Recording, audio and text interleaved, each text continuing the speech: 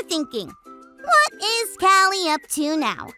Well, there aren't many places to snorkel here in New York City, where I live, so I decided we were going to take an imaginary journey to the Great Barrier Reef in Australia.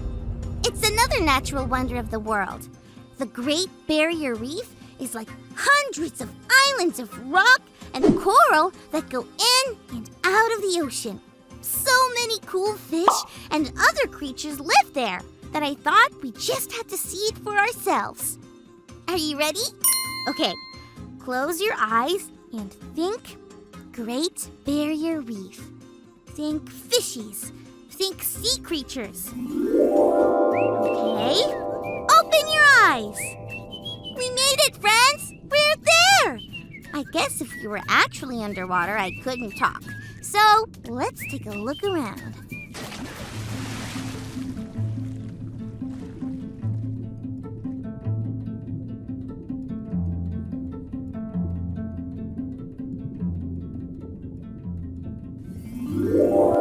Wasn't that incredible? I decided to come up for air for a bit.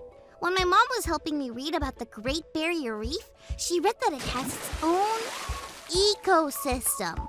That is a big word, but it just means a bunch of living things that help each other survive. They are living for each other. What does that mean? You can live for someone else? I'm gonna keep taking an imaginary look around while we hear our Bible story for today. It is time for today's Bible story from the book of Psalms, chapter 112. Today, we're looking at yet another psalm. Remember, psalms are like songs or prayers that we give to God as a way of worshiping or showing God just how awesome and powerful we believe God is. Sometimes in life, what we see isn't so wonderful. Sometimes the things we do aren't so wonderful. Even the songwriter didn't always make the best choices. Sometimes he made really poor choices that hurt himself and others.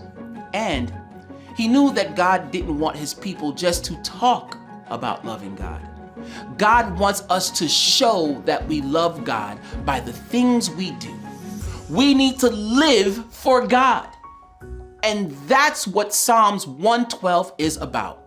Verse 1 says, "Blessed are those who fear the Lord and who delight in his commands."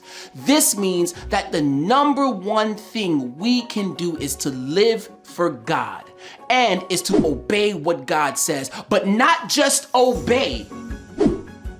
We can gladly obey and do what God tells us to do. We can smile when we give something to someone who needs it. We can hum a cheery tune when we help someone who is struggling. We can do a happy dance when we go to church every week. Verse 6 through 8 says, "Surely the righteous will never be shaken. They will be remembered forever. They will have no fear of bad news. Their hearts are steadfast, trusting the Lord. Their hearts are secure, and they will have no fear."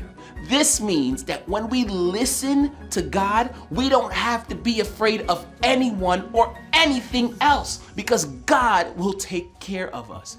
We keep doing what God wants us to do even when we don't get it all right. God sees our hearts. When God sees that our hearts are set on following God with everything from our head to our toes, it shows that we can worship by living for God.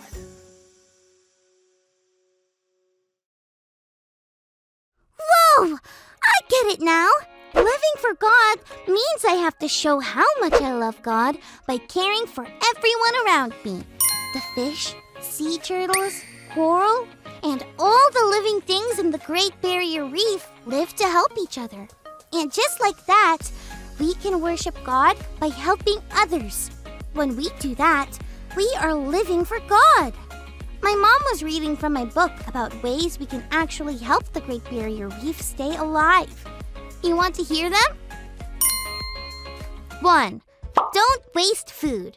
That means eat all your peas. 2. Don't waste water. That means turn the water off when you brush your teeth. 3. Ride with friends or ask your parents if you can pick up people and ride together to church. 4. Don't throw away a lot of plastic bags. If you have toys made out of plastic, make sure you're going to keep them for a while and donate them to other kids when you get tired of them. 5. Ask your parents to unplug things when they aren't using them. Grown-ups can forget that sometimes. Isn't it cool to know that we can worship God by actually doing things to help others and help God's creation? Remember, we have only one God, but there are many ways to worship. We can sing a song or say a prayer before we go to sleep. Ooh. God is listening to us from the moment we awake. God, I just want to say that I think you're really great. God, you are wonderful, so full of wonder. God, you are wonderful, so full of wonder. So full of wonder, so full of wonder. God, you are wonderful.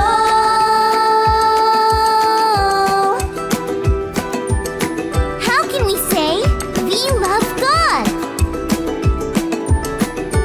What are some other ways?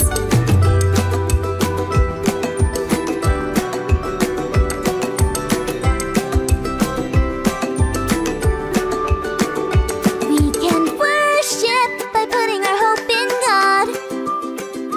We can worship by asking for God's help. We can worship by remembering what God has done. We can worship by living for God.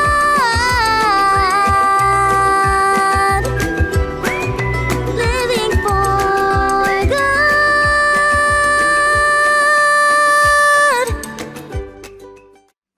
I've had a wonderful time learning and growing with you.